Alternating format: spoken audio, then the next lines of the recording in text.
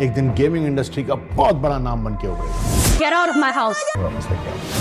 शजीना को बचा लें please. I'm sorry to say.